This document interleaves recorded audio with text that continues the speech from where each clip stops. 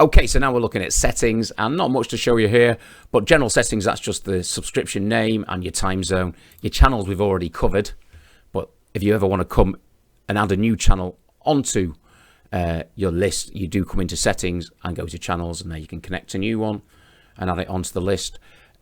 Permissions is very good. So at the moment it's just me on this, and I have actually got to have the permissions for everything because I'm the only user. But if I invited someone else, and that's really easy to do, I just click on invite and I give them the email address there, and it'll send them an invite. Once they are another user, you can decide, and this is the good thing about permissions, you can decide what they have access to.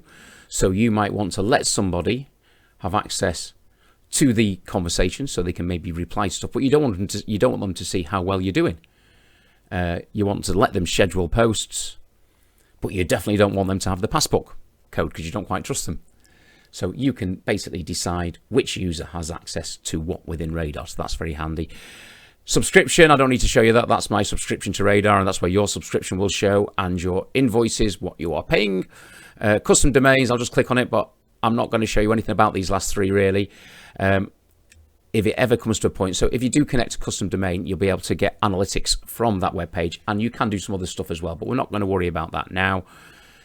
If I ever do, I'll make another video on it. Categories, you can actually add a new category. So if you are running accounts for various companies, it's important to keep those accounts highly separated. So you can add a new category, which might be the new company. So the new company could be Smith Sports. I don't even know if there is a Smith Sports. I don't know where I came to that one. These are the channels. So you've already added your channels for Smith Sports. Obviously, I haven't got any there, but we'll pick just one for argument's sake.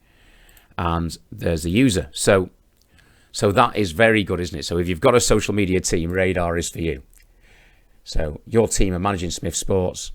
You've already added the channels in, so they are the channels that will show when they log on to Smith Sports, and you can say have Pete or Jane in the office, and they will be assigned to Smith Sports account, and they can monitor it from there. And finally, labels, you can add new labels, but a simple way to declutter.